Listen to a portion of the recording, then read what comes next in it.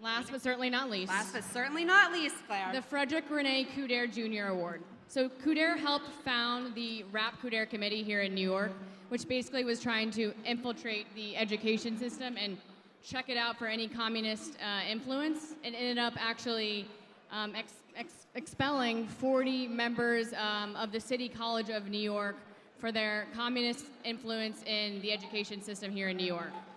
I can't imagine what they would find today. Who knows? We see parallels between Mr. Coudert and tonight's award recipient when it comes to understanding the dangers of communism in society.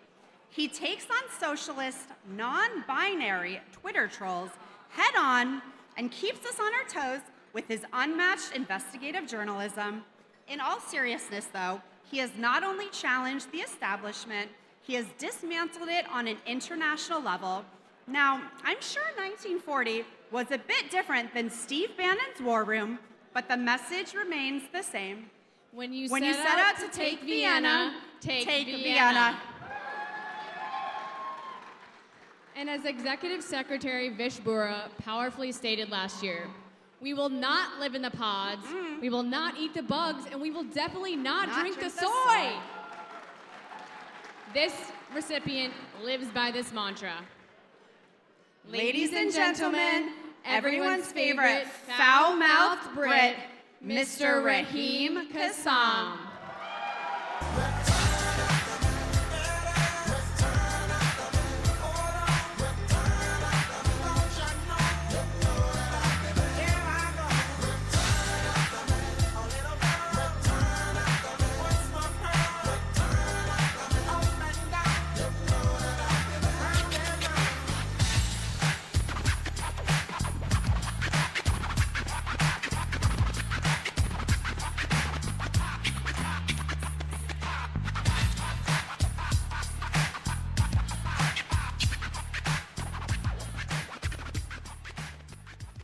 I got a coin, a challenge coin. I really appreciate it, ladies and gentlemen.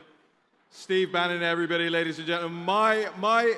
The person that trained me, sitting right here in front of me, is probably the most nerve-wracking experience I've ever had here. And I've sat in front of Sky News and the BBC and, unfortunately, Matthew Tierman more than I care to admit. Listen, actually, funnily enough, Gavin Wax told me tonight that Matthew Tierman would be awarding me this evening, and I said to him, I'm sorry, I'm washing my hair that night. So it's, which he can't do if you look at his head, by the way. If he used it as an excuse, nobody would buy it. Listen, this event goes from strength to strength and gets bigger and bigger every year. And next year, I'm certain we're going to have to find a bigger venue. And I've been told that Matthew Tierman's forehead is available. Okay, all right. I won't stay up here too long and overstay my welcome as I have done in this country, but I want to...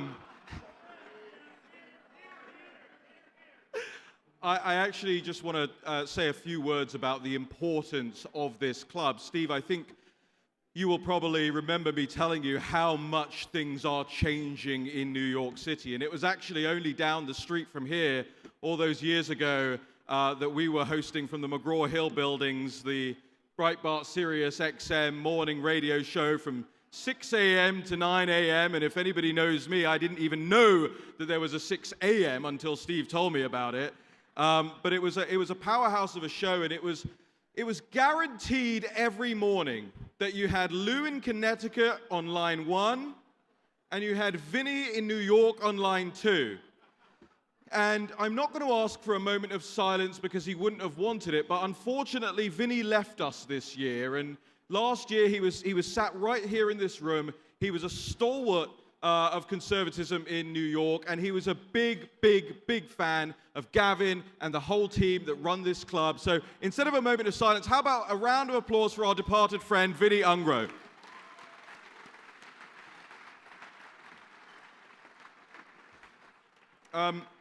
there are a couple of things that I have learned. I had dinner with somebody that you all know, I hope, just 2 nights ago in Washington, D.C., Mr. Nigel Farage, and I've been trying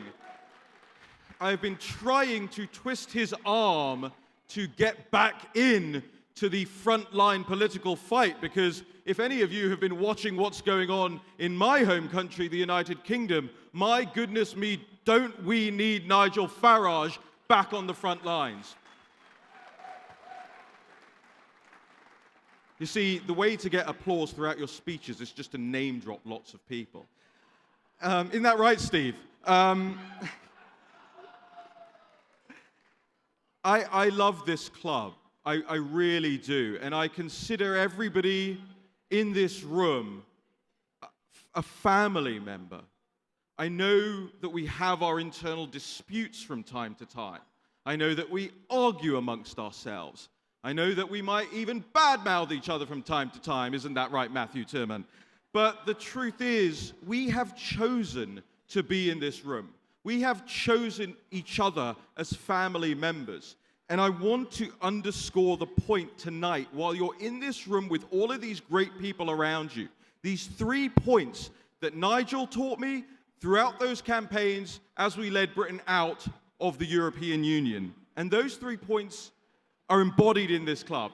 Number 1, organization.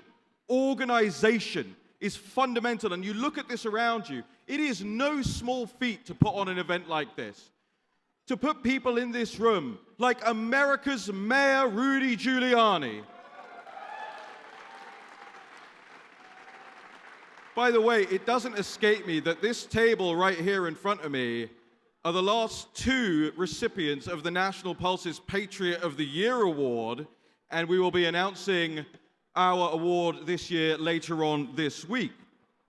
The other thing that we do, and that the club does here so well, and I have to say, I mean, Gavin is phenomenal, but I also want to just give a great big shout out to all of the voluntary members who make this club work on a day-to-day basis, and all of the donors who chip in on a day-to-day basis. It is incredible what you're doing in terms of organization and then real education. You teach people, you bring people from around the world. People come from all over, and the European members of Parliament and the members of the European Parliament in this room, and if you're here for the first time, I guess I get to say, because I'm on the Board of Advisors now, welcome, come back every year, bring back more people with you.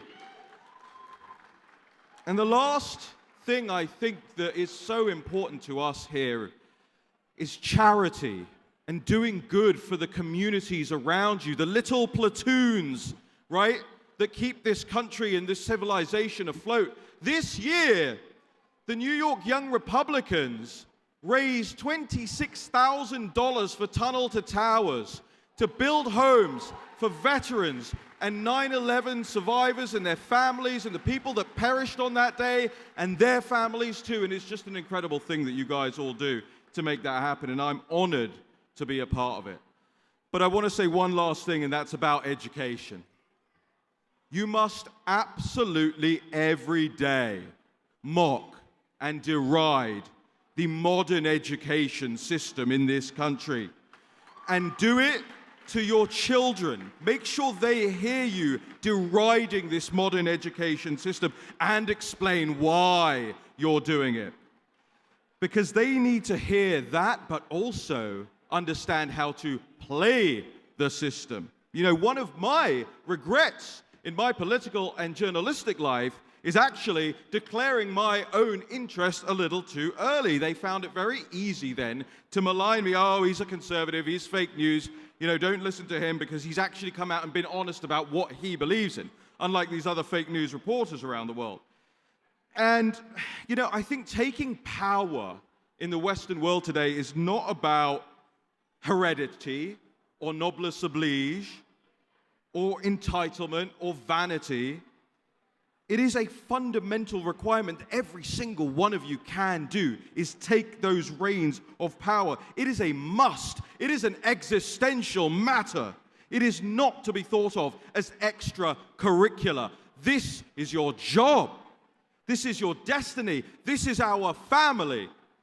This is our future.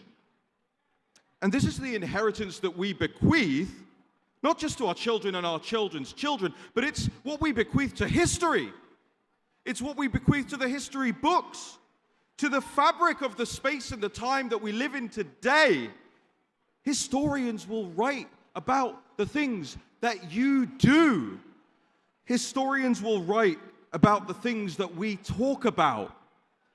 If we are thoughtful enough, they will tell the tale of these times as the descendants of the victors of this moment.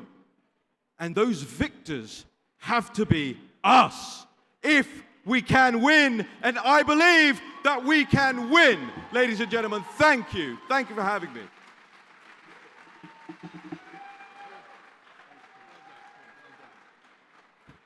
Raheem Kassam, let's hear it for him. What a great message.